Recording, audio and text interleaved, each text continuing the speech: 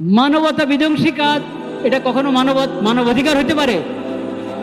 ওগুলো বাস্তবায়ন করার জন্য ঢাকা অফিস বানিয়েছে এবং দুঃখজনকভাবে এটা নাকি মোটামুটি চূড়ান্ত হয়ে গেছে। বলেন নাউযুবিল্লাহ। যে বেদিন বেঈমান, আল্লাহর উপর ঈমান নাই, আখিরাতের উপর ঈমান নাই, তারা এরকম প্রতারণা করতে পারে, কিন্তু যে মুসলিম এবং মুসলিম দেশের শাসক তারা এই প্রতারণায় প্রতারিত হওয়া একবারে অন্যায়। মানবতা বিধ্বংসী কাজ এটা কখনো মানবাধিকার হতে পারে? ওগুলো বাস্তবায়ন করার জন্য ঢাকা অফিস বানিয়েছে এবং দুঃখজনকভাবে এটা নাকি মোটামুটি চূড়ান্ত হয়ে গেছে। বলেন নাউযুবিল্লাহ। এটা আত্মঘাতী হয়েছে। এটা কি হয়েছে? আত্মঘাতী হয়েছে। ইতিহাসকে আমরা সাক্ষী রাখলাম, আসল সাক্ষী তো কে? আল্লাহ। এটা আত্মঘাতী হয়েছে। মানবতা এবং অধিকার, মানবের স্রষ্টা যিনি, মানবের খালেক এবং মালিক যিনি, তার কাছে জানতে হবে মানবতা কি জিনিস, মানব অধিকার কি জিনিস, তার কাছে জানতে হবে।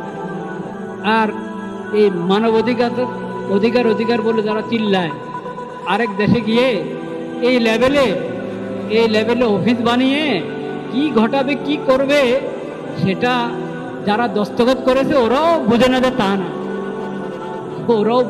তা না, ওটার তালিকা সামনে আনে। যত দেশে মানবাধিকারের দপ্তর আছে ওই দপ্তরগুলোর কার্যক্রম কি, ওটার তালিকা সামনে আনেন। কজন মহিলা মিরাজ পেয়েছে এই দপ্তরগুলোর মাধ্যমে?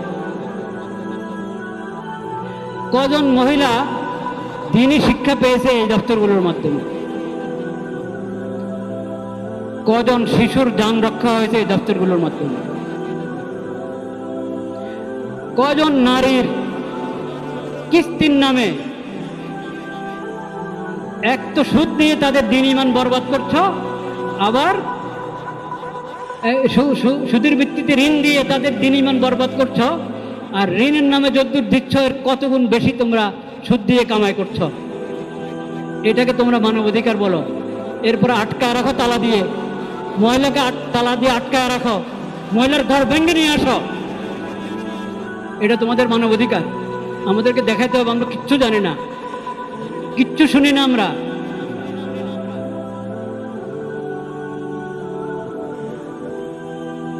অশ্লীলতার বিস্তার, সুদের বিস্তার, এটাকে মানবাধিকার বলে না, এটা মানব বিধ্বংসী বিষয়। মহিলাদেরকে বেপর্দা বানানো, এটা মানবাধিকার নয়। মহিলাদেরকে পুরুষ বানানো, পুরুষকে মহিলা বানানো মানবাধিকার নয়, এটা মানবতাকে ধ্বংসকারী। আল্লাহ তুমি সাক্ষী থাকো, আমরা এই সমস্ত কুফরি কর্মকাণ্ড থেকে বিলকুল আমরা সম্পর্কহীন। আল্লাহ তুমি সাক্ষী থাকো। আমরা আমাদের এগুলোর ব্যাপারে আমরা এগুলো যে কুফরি কর্মকাণ্ড, হারাম কর্মকাণ্ড, তোমাকে নারাজ করে, তোমাকে অসন্তুষ্ট করে, তোমার মাখলুকের হক নষ্ট করে, অধিকারের নামে অধিকার নষ্ট করে, ইয়া আল্লাহ আমরা এই কথার উপর আমাদের ঈমান আছে, আমরা তোমাকে সাক্ষী রাখি। আর যারা অধিকার বিনষ্টকারী, অধিকার বিধ্বংসকারী কর্মকাণ্ডের সাথে যুক্ত, আমরা তাদের থেকে একবারে সম্পর্কহীন। আল্লাহ তুমি সাক্ষী থাকো।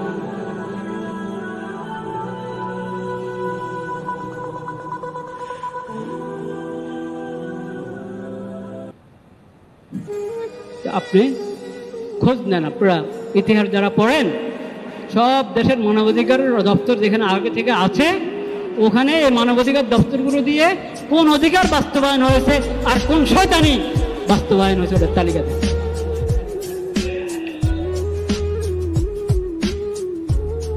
প্রতারণা করা উচিত না কারোর জন্য। তুমি খারাপ কিছু করো, প্রতারণা করবা না, মানুষ জানুক যে তুমি খারাপ করছো। অন্যায় করবা, জুলুম করবা, অশ্লীলতার বিস্তার ঘটাবা, মানবতাকে নষ্ট করবা, আর এটার উপরে মানবতা অধিকারের লেভেল লাগাবা, এই প্রতারণা হারাম এবং কুফর। যে বেদিন বেঈমান, আল্লাহর উপর ঈমান নাই, আখিরাতের উপর ঈমান নাই, তারা এরকম প্রতারণা করতে পারে। কিন্তু যে মুসলিম এবং মুসলিম দেশের শাসক, তারা এই প্রতারণায় প্রতারিত হওয়া একবারে অন্যায়। নবী করিম সাল্লাল্লাহু আলাইহি ওয়াসাল্লামের শিক্ষা যেটা আমার ক্ষুদ্র দামাগে ঢুকে ওটাই নিলাম, আর যেটা অনেক উপকারী আমার বুঝার শক্তি নাই, সামর্থ্য নাই, সেজন্য ওটা গ্রহণ করলাম না। এটা তো মুমিনের কাজ হতে পারে না, মুসলিমের কাজ হতে পারে। মুমিন তো বলবে আমার নবী বলেছেন, রাসূল বলেছেন, বাস কথা শেষ। এটার মধ্যে আমার কল্যাণ আছে, মাখলুকের কল্যাণ আছে, এটা আমাকে গ্রহণ করতে।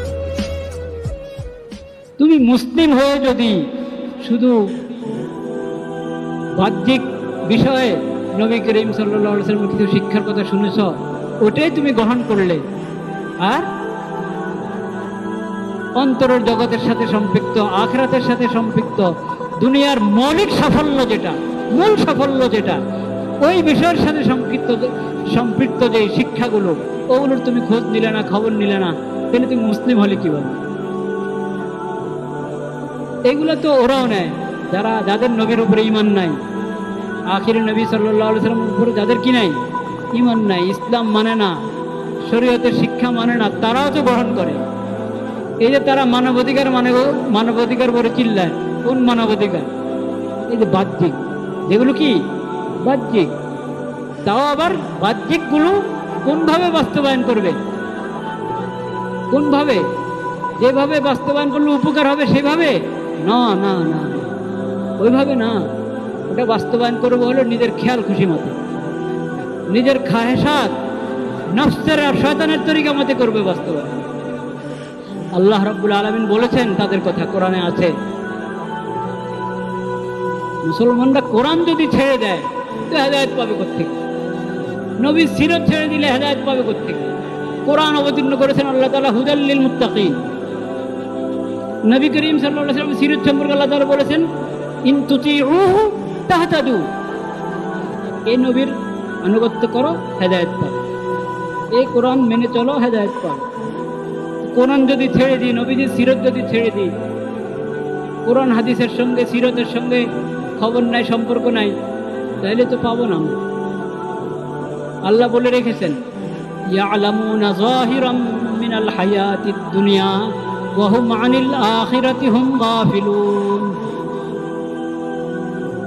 ঈমান থেকে বঞ্চিত, ইসলামের নিয়ামত থেকে বঞ্চিত যারা, তারা বুঝে না যে তা না, বুঝে, তবে এই দুনিয়ার জীবনের স্থূল দিকটা তারা বুঝে।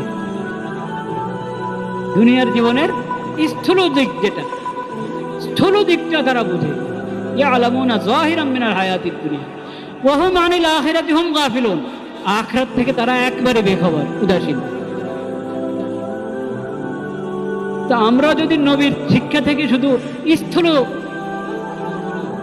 দিক মনে করি, যেটাকে আমরা, নবীর শিক্ষার মধ্যে কোনো স্থূল বিষয় নেই, জাগতিক বিষয় হোক আর আখিরাতের বিষয় হোক, বাহ্যিক জগতের বিষয় হোক আর দিলের জগতের বিষয় হোক, নবীর সমস্ত শিক্ষা সূক্ষ্ম, এবং নবীর সব শিক্ষার মধ্যে কল্যাণ আর কল্যাণ। কিন্তু আমরা মনে করি আমাদের দিমাগে যেটা ঢুকে বাস ওটাই না, আমার দিমাগে বা আমার গুরুর দিমাগে যেটা ঢুকে ওটা গ্রহণ করি, আর যেটা বুঝতে পারি না, যেটা তাৎপর্য, যেটার হিকমা বুঝতে পারি না, ওটার প্রতি আগ্রহ বোধ হয় না, এটা কখনো মুমিনের সিফত হতে পারে না, মুসলিমের সিফত হতে পারে। এটা তো তাদের কথা আল্লাহ বলেছেন ইয়ালামুনা যাহিরাম মিনাল হায়াতিদ দুনিয়া।